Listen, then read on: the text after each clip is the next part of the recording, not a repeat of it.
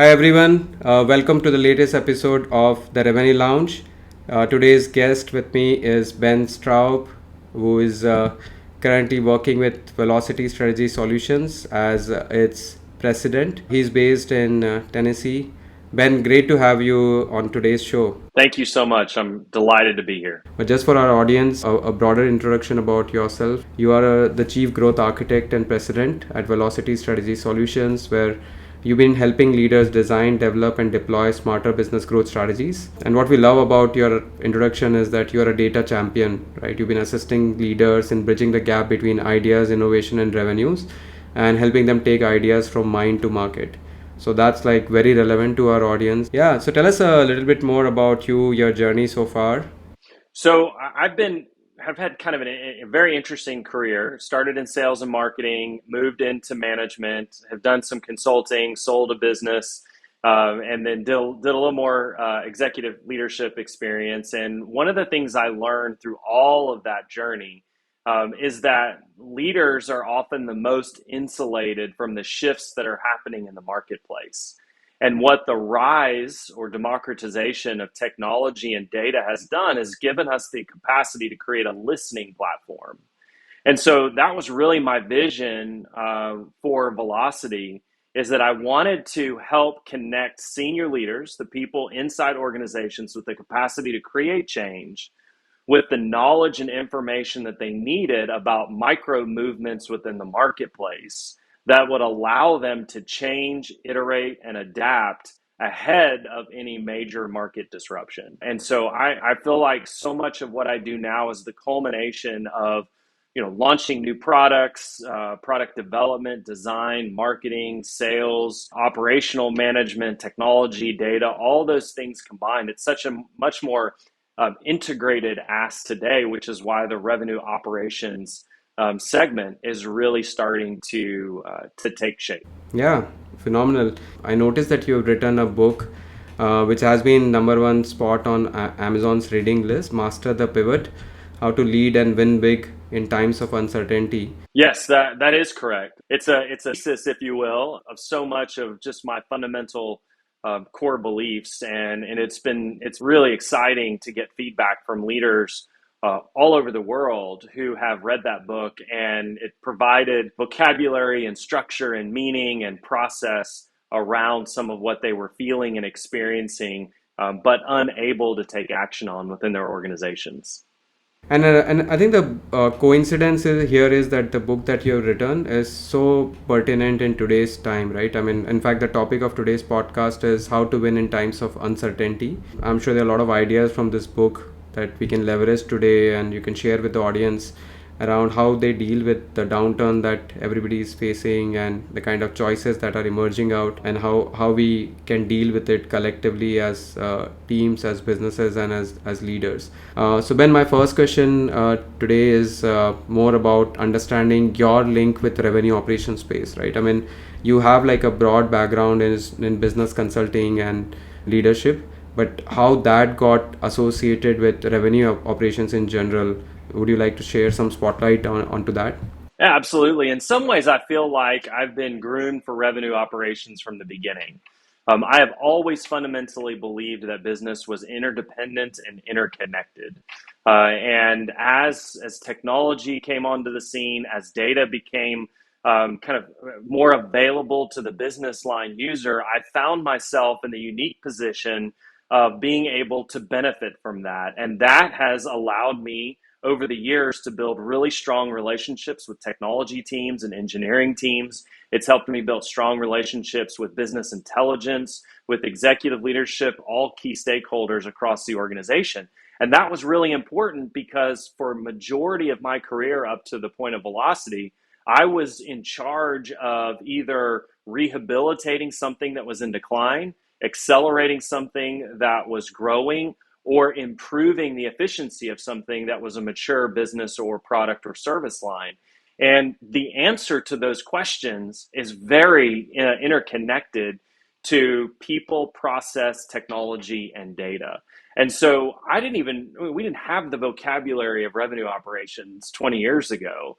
I just always felt like I never fit in anyone's box. And then all of a sudden, the clearer that it becomes how definition is taking place around revenue operations, I think I might have finally found a category that I can say was uniquely designed for me. I see so much of what I've done in my past and my present, and this is a space that for the next 30 years of my active professional life, I want to make sure that I'm a part of and invested in. Yeah, I think what you just described, Ben, is very similar to what founders and startups go through in their early days when they are struggling to bucket themselves into a particular category, and you have to figure out first affiliate, then differentiate. I think it's like something which is like widely taught in startup marketing. So I feel you when you say that you worked in RevOps, but there was no category like RevOps, and then now you feel strongly associated with it as like the world acknowledges the category. Coming back to the word revenue operations in general, it means different for different businesses, and I've heard guests coming on the podcast who have given different definitions of it. So I would love to hear your version of it. What do you mean by revenue operations? Yeah. So the word that we use in our work is called growth architecture. And it really is a byproduct of bringing operations to the strategy table. What often happens in organizations is the leadership team goes to an offsite in a beautiful location. They have a wonderful ideation session, wonderful ideas that come out of that, collaboration, looking ahead. And then they come back to the operations team and they say, here, make it true. And what's unfortunate is that begins to deconstruct some of those strategic ideas that weren't fully developed. And that's sometimes perceived in organizations as, well, you just don't believe in the future, or you just aren't open to breakthrough results, or you're just stuck in current constraints, or you're just trying to mitigate risk. And the truth is that we've just gotten it out of sync. We think that kind of that industrial management mentality that, I'll do step A or step 1, step 2, step 3. We're kind of in a world where business development and growth is more of a spectrum. It's not linear at all. It's not compartmentalized. It's very interdependent and interrelated and interconnected. And it's constantly moving across that spectrum of success and failure and growth and learning. So growth architecture, or revenue operations is more commonly discussed, is really about building the capacity within the organization across those 4 key functions of people, process, technology, and data that enables the organization to actually convert the idea into some type of marketplace value. And that actually creates what we call a culture of learning, where we are looking at a single problem with clarity, consistency, and agreement that the problem is the problem. And that as we are moving through the iterative steps to arrive at some new conclusions, or perhaps even some working through those initial hypotheses, we have a structured and disciplined approach to that so that we're creating corporate documentation and institutional knowledge. And then once we arrive at a repeatable formula, how in fact do we move that learning from the edge of the organization back into core operations that mitigates the risk of interruption and disruption of current revenue streams, while accelerating the capacity to continue to grow and adapt moving forward. So growth architecture would be the word that we would use for revenue operations. I absolutely love the word growth architecture, and it actually elevates RevOps to a certain degree, right? Otherwise, RevOps in general by definition sounds quite operational, and there is a lot of operational work involved. It's a lot of tactical day-to-day firefighting, but yeah, if done well, there's a lot of strategic value that RevOps can deliver to an organization, right? It can become a key value driver and not just like a cost center. And I really appreciate the way you describe the 4 key functions which it affects: people, process, technology, and data. It absolutely summarizes the value that RevOps delivers and the different spectrum that it plays in. So Ben, the next question that I have is, which brings us to the current market conditions, right? I mean, it's been brutal out there, right? And we've been facing an unprecedented downturn in the tech, which has not happened for like 2 decades, almost 2 decades. The world changed after pandemic, and the current downturn is really testing the limits of most businesses, right? So what is the plan you think leaders need to have to face such uncertainties? Yeah, so there are a couple of things that I think are really important. One is I want to reframe downturn and uncertainty. Those are emotionally charged words. And I think one of the things that we can come to this challenge and we can bring our emotions and our fears and all of our history of what went well and what didn't go well. And that can drive our decisions, or we can come to it and recognize, is this an opportunity that we can use to strengthen us and to change us? So the truth is that disruption is happening all the time. It's just there are these moments in time when what's happening in the marketplace is now colliding with leadership's capacity to function as it's currently designed. The unfortunate reality is oftentimes, and the larger the organization, the greater this risk, those that have the capacity to make the decisions are the furthest removed and the most insulated from the actual disruption that's taking place. And because we haven't really bought into the practical idea of having a single technology spine and a free flowing amount of data that's then accessible to every business line leader, informing real time daily decisions, we don't get to see the micro disruption until it gets to a point in which we can't avoid it. Because that confirmation bias, that energy, and that blindness sometimes that we bring because of our past success to current reality brings us to that. And so if we kind of divorce the current situation from the emotional aspect of it, what the marketplace is asking us to do is to reconsider if the way that we're currently structured and operating is optimal for a much more volatile environment. We've been in disruption for quite some time. That disruption was accelerated in 2020. We were just on the tail end of a really high upswing, and we rode that out as long as we could. And that is the tendency of most organizations, because the scorecard is those lagging indicators, not the leading indicators. And until we shift the conversation to the leading indicators, then we will always be reacting to the situation as it is. Now, I don't want to make light of the fact that there are real human lives being impacted by what's happening. But I think as leaders, we have to come to grips with the way that we have operated organizations has to adapt to market conditions. And right now, those two realities are not playing well together. I think what's actually happening is the marketplace is asking organizations to shift. Organizations are by default, resistant to that shift. And until they do, they won't realize that change. A great example of that is Satya Nadella's rise to the CEO. Steve Ballmer followed Bill Gates at Microsoft, and Steve Ballmer, for the entirety of his career, got an A on his scorecard. He delivered Microsoft results for Microsoft that were consistent with how he was being measured every single time. But in the court of public opinion, he missed it. He missed cloud. He missed the influence on the individual. He missed the bring your own device to work, because he was so tunnel vision and so stuck on how the enterprise was driving how workers worked, and that just that decentralization of technology was taking place at the same time. So Nadella comes on the scene and he says, what? Mobile first, cloud first. And he literally renegotiates Microsoft's relationship with its customer base, not around licenses, but around a preferred future, and giving them the tools and the platform in order to be able to build that. That created massive value. It was crazy risky. Everyone forgets the early conversations when Nadella took over.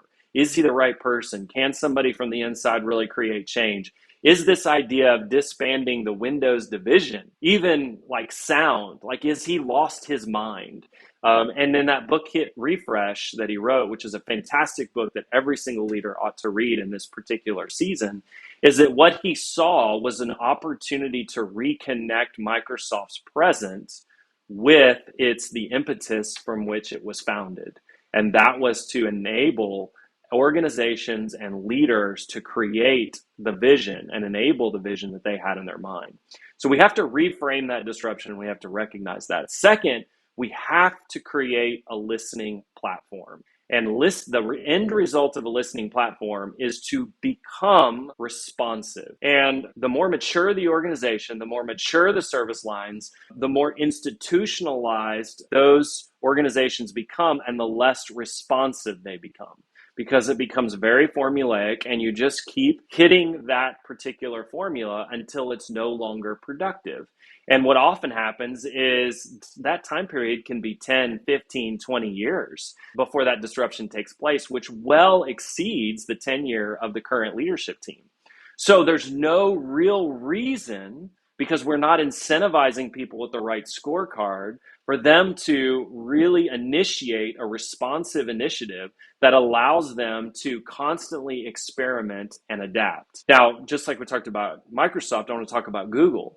There's two things that I think Google does, and it talk about this in the book, How Google Works, which I thought was just a fantastic experiment and leadership model for our current time. Two characteristics that I pulled out of that book. One was they're looking for the smart creative. They want somebody who is, they know how to think, they know how to solve problems, but they're not a specialist, because a specialist brings with them to whatever situation a predefined set of criteria and a predefined action plan. And they're really closed-minded in that. Well, in a world of entropy, closed-mindedness only works if all of the constants are the same. There's fewer constants now than there ever have been, right? So even our statistical modeling pre-pandemic doesn't really stand up, in business analysis, because we don't yet know what changes, what permutations were temporary and what permutations will be permanent, which may completely lead us to opposite conclusions. So the smart creative allows them to constantly be humble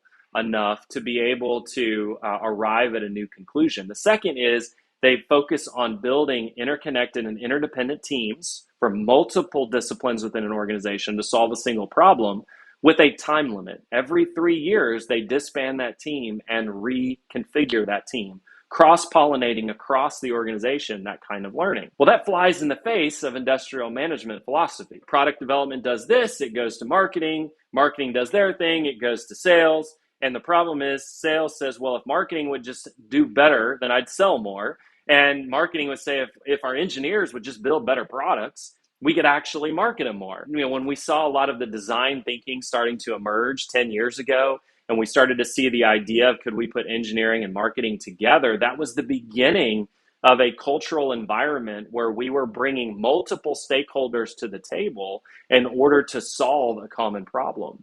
And we do this a lot at Velocity across organizations to try to get what we call just a basis of current reality.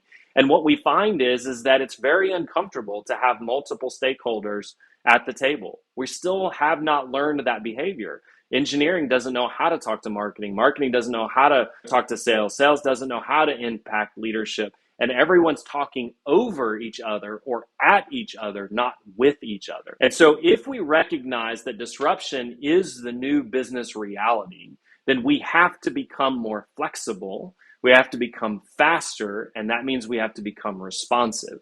That means we have to shorten the distance between the micro changes within the marketplace and the leadership decision-making table, and we have to focus stronger on leading indicators, not leading indicators. And if we will do those things, then I think we have a chance on getting to the other side of it. Every disruption puts pressure on current business models and gives opportunity to develop new business models. And unfortunately, we've built things to grow really fast. And what happens when you build something to grow really fast? It doesn't always have the infrastructure that's needed to sustain the changes that are taking place. Think about a skyscraper, right? It takes forever to pour the foundation and to build the first 2 or 3 floors. And then building up beyond that is really fast. I mean, it just seems like all of a sudden overnight, it just goes up. So within our organizations, this is why the revenue operations conversation is absolutely urgent, because what it does is it enables the connection of the people, the process, the technology, and the data that allows organizations to shorten that distance, create that listening platform, and be responsive to the shifts that are taking in the marketplace. That is your risk insurance policy, because it allows you to stop things faster, it allows you to start things faster, it allows you to adapt faster, and do so not simply based on history, context, confirmation bias or any other things that we would personally bring to it, but absolutely challenges at our core the idea that we can unilaterally know what the next right thing to do is. And that, I think, is our greatest challenge. We've got to stop waiting for Moses to come off the mountain with the 10 commandments.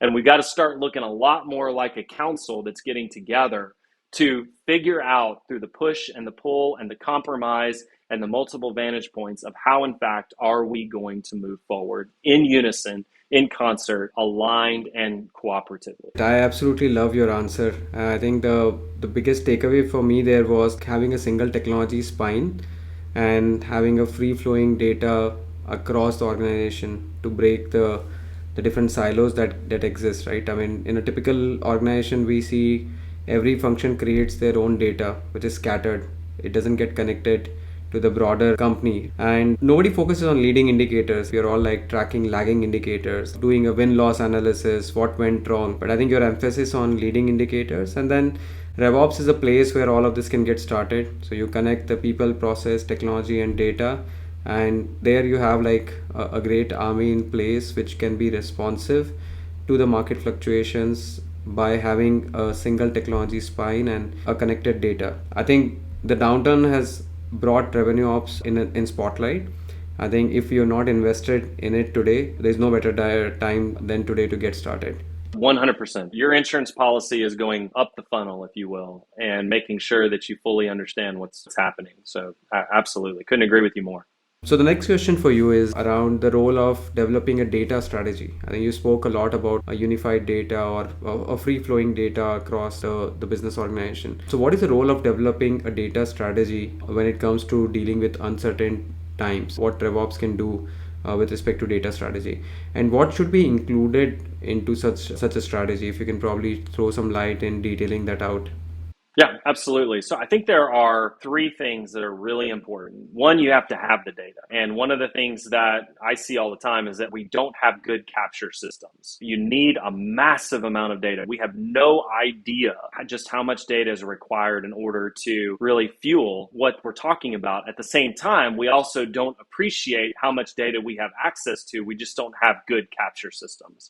And part of that capture system is simplifying your technology stack, because what ends up happening is different departments institutionalize their current reality by using technology. It really enables them to find the technology that fits their workflow, irrespective of how that workflow impacts someone else. This is very true. Marketing might have a set of technology that they use, and that might be different from sales, and those two systems may not talk back and forth. Well, that really doesn't help the conversation of talking about the same data in the same way about the same things. And that ultimately necessitates a data dictionary, right? So, I mean, that's one of the technical applications here, is that we really do need that. So you need good capture systems. Once you have the data, you have to give people access to the data. I can't tell you how many times, and I'm not talking about descriptive data. We're really good at that. What already happened? We spend hours building PowerPoint presentations and doing analysis around what happened, and that's fine. Looking back, doing what you call it, postmortem or retrospective or whatever, whether it's good or bad, you cannot change the past. That is one of three elements, right? We need that prescriptive and predictive modeling that's in there. But that means that business line leaders, business managers, typically non-quantitative analysts, have to have access to the data. And we have to do that by moving the responsibility of the BI team from being the report writers to the report curators. And one of the things that I've always tried to do in my various leadership roles is build bridges with the business intelligence team. And what I'll do is this is why I started using Tableau early on. I spent my own money because the company didn't even understand it at the time. That's how early it was. And I started pulling information out of different databases and visualizing that and using that in leadership conversations to make M&A decisions or to make rebuilding departments or operational commitments that were within that. And I would work with the technology team and with the BI team to get the data. I would do the work of understanding the data, and then I would come back to the BI team as a collaborator and say, This is what I think I'm seeing. This is what I think I'm learning. And they would come alive. Our BI teams all across, organizations are desperately waiting to have an engaging conversation, not complete one more report in some prettier, quote unquote, fashion than can be done in Excel. That's so flat compared to what they can do. And when you bring those two things together, looking at the same problem, the business manager trying to solve it in the language of business, and the BI leader trying to solve it in the language of data, you create a marriage, a partnership that is absolutely actionable. That's helpful. So we got to have the data. We got to simplify the collection of it. And in simplifying the collection of it, that helps with the architecting of it, which makes it more accessible and trustworthy. Then we've got to give business leaders, typically non-quants, access, which means that we've got to train them. Then here's the biggest gap. We've got to help them understand what the next step is. Simply looking at the data. And this is why all the reports from Deloitte and MIT Sloan and HBR and all those places say that CEOs typically are very unhappy with the amount of investment they've made in data and the lack of return on investment. Return on investment can't be measured in because we're not really selling a product because it's an internal, which in the CFO world would be an operational dependency. But it's really not enabling smarter, better, faster decisions that then can be attributed to growth, profit, margin, acceleration, all of those types of business results that you're looking for. But a lot of that has to do with, and I don't know any other word for it other than wisdom. It's when perspective and experience comes together, and you can start to see when those patterns happen, this is what's about to happen. And that then enables a real-time conversation with a micro disruption ahead of a major market change or challenge. When you can actually see that, it can be incredibly empowering. I did this with a client where we juxtaposed two conjoining cohorts, and they couldn't be more diametrically opposed to what they bought, how they bought it, the speed in which they bought it, and the amount of money that they spent on it. And so what did we do? We just created two different segments to facilitate that. Because if we tried to sell the same thing to both cohorts, it wouldn't work. One would win over the other every single time, and it would become a self-fulfilling prophecy, right? This is our ideal cohort. Or what you could do is change how you sell it, when you sell it, all of that. This is why we talked about Tableau. This is why Tableau still sells an annual license and a monthly subscription, because there's two cohorts that they're selling to right now. One is the person who's used to buying a license and having that either annually or lifetime. And then there's one that's used to paying for it on a monthly basis. And that's vitally important. So when you're able to actually have those conversations, it opens up new possibilities. And it really pushes back on what I call drift within organizations that preserves current reality. So for instance, there might be pushback that we're spending too much on marketing. It's not really proving ROI. But when you look at appeal by appeal, or you look at campaign by campaign, the actual results are actually up. So yes, spending is up, but all of the results that are there, the actual constraint is converting the marketing qualified lead into the sales qualified lead, which has to do with the SLA between marketing and sales. So we would have, in a normal sense, we would have looked at marketing and said, we got to cut your budget, and you got to make bricks without straw, right? That's the common theme. But what we really needed to do is elevate the capacity of marketing to influence how sales operated early on in the opportunity creation process. And then when we looked at sales, we needed them to understand how to communicate feedback loops back to marketing. Once we were able to create those common dashboards, guess what happened?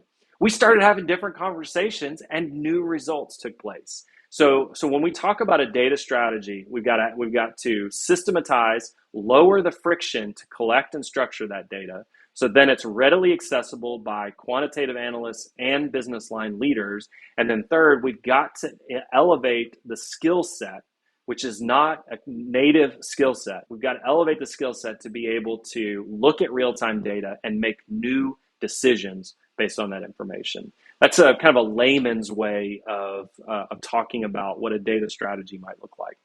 Yeah, and I think the fundamental thing is capturing this data. As you mentioned, there's like data is omnipresent, right? We are generating data with every passing second, but so much of data doesn't get captured. It's not accessible. It's like all scattered and then siloed, and there's such a big opportunity loss in terms of what that data can be done. This is a great segue to the next question I had for you, which was harnessing this real-time data, right? I mean, how organizations can capture this data and harness this real-time data that we all generate for a quick and effective decision making, especially in the times of uncertainty like today when there is a crisis looming. And as you pointed out in your previous answers, that this becomes even more important to capture and analyze this data. And what do you think businesses should do to harness this? And second extended question there is, can AI play a role in making this happen? I mean, the world has been talking about AI for quite some time, but what is your perspective around technologies like AI to play a role there in harnessing this data capture? Yeah, no, that's absolutely important. It has to get to a point where a human being isn't required to do an upload, except in an exception scenario. Like, there used to be a role within organizations called a business systems analyst, and they became the hub, if you will, across all stakeholders. And they translated the language of business into the language of technology, the language of technology into data, data back into business, all the way back around. And I think we really need to rediscover what that role meant in being a linchpin for an organization to accelerate this. Because what ends up happening is, it's like getting people together who don't speak the same language. You can be trying to solve the same problem, but if you're not speaking the same language, it doesn't matter. It's just confusing and frustrating, which is how most people feel when they sit in those cross-functional meetings. It's a waste of time, right? And it just further perpetuates the drift and the kind of the frozen reality that we have around what that is. Instead, we should elevate a capacity within an organization. It's probably more than one person, depending on your size, but it could be one person whose sole job is to understand how the business functions and what the business requirements are. Once you have that, once you have the SOPs and the SLAs and the requirements across all of it, and you can get past this kind of colloquial, I need this, and you can tie those business requirements back to the results that are needed, you have the architecture necessary in order to create the piping, the structure, if you will, across the organization. And then artificial intelligence you can use to your advantage to increase and accelerate the ability to programmatically capture that data and structure it so that it can be utilized to identify variance in mass quantities. And that's just it. I mean, we've got to have a lot of data for artificial intelligence to make sense, but artificial intelligence can't fix a lack of communication and a lack of leadership and a lack of ownership and a lack of accountability at the leadership table. It's not technology's problem to fix, it's technology and business intelligence opportunity to lead. And this is the problem. We still have mentalities that BI is there to write a report that I need for somebody about something that's already happened that's prettier than what I can do myself. And that technology is there to make sure my laptop works and I'm connected to the internet, instead of really understanding how those disciplines are absolutely vital. Remember, we talked about bringing operations to the strategy table. They're absolutely vital in understanding how you build responsive and effective organizations. And this isn't just for technology firms. This is for professional service and this is for B2C and B2B companies, all of those kinds of things. This is what this new reality looks like. And the truth of the matter is, the larger the organization, the less flexible you are, the less capacity you have to do this, and the further down in an organization you go, the less likely the manager is going to do this of their own volition. So this is going to have to be a strategic initiative, a repositioning and a rethinking. I've got a friend that says you can either change before you have to, or you can change because you have to. And that's what we're experiencing right now. Organizations who have been tone deaf to the changes that have been happening in the marketplace over the last decade, but particularly over the last 24, 30 months, we all saw it coming. We just didn't want to acknowledge that reality because it was too painful and too much work, to be quite honest with you. So we now, if you didn't change before you had to, now you have to change because you have to. And that starts with a leadership vision that's willing to roll up its sleeves and dig in. It starts at really becoming what Lencioni talks about in The Ideal Team Player: humble, hungry, and smart. Humble, hungry, and smart. I think they are like great keywords for any leader to emulate. Yeah, that brings to the point around culture, right? I mean, these are values that leaders should live by, but there's a broader organization which leans onto the culture that is important in terms of charting the path, giving clarity in times of uncertainty. So, how do you think leaders can course correct their culture now to make their organizations and their teams head into the right direction to deal with the crisis? I think we need to start having some honest and transparent conversations. I think we really do need to lean into what we call a culture of learning. We need to understand that the goal is not perfection, the goal is continuous improvement. We need to rediscover the value of corporate documentation and what process management actually means. We need to have honest conversations and celebrate when somebody hits a roadblock, and it's something that we ought to either learn from, stop doing, or do differently. And not penalize the leader who identifies that, but actually celebrate even if it doesn't work. We need to also rediscover prioritization. I've never worked with an organization that doesn't have constraints of time, money, and people. I don't care how much money you have, how many people you have. Everyone has constraints of time, money, and people. So the question is, how are you as a leader appropriately allocating all your available resources? And how is that allocation of resources in relationship to your strategic priorities? This gets into how we build teams. This gets into how we do prioritization and operational allocation. This gets into what we value and what we're willing to let go of so that we can step into this very different reality that's in front of us. But that culture of learning means that we don't value arriving at the conclusion. We value the process of evolution. And that's where we're at. We have to remain flexible and responsive. And that means that we never actually arrive at that end result. A lot of business management philosophy has lived for a long time that it's a kind of a lingering reality of a manufacturing era, right? We had coming out of World War II, we had all these industries emerge within American culture, and they were led by people who were raised by the military, and they really institutionalized that. And that's not a criticism of the military. So we have the greatest military in the world, very proud of all of that.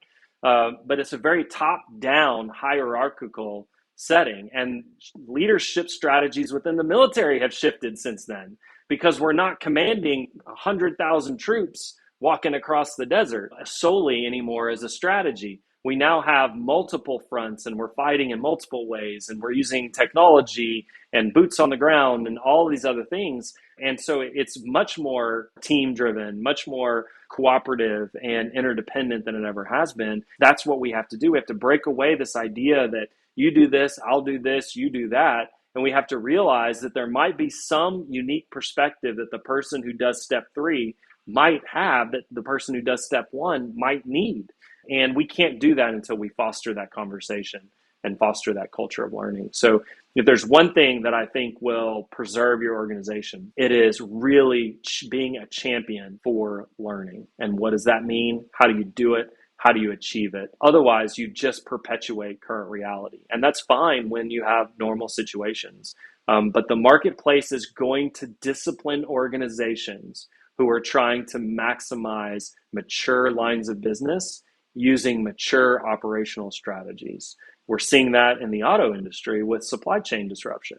And we got very comfortable with just-in-time supply chain. And what happened? We got bit because we tried to take it to its absolute end. You realize some manufacturers were depending on one foreign entity to create one particular piece.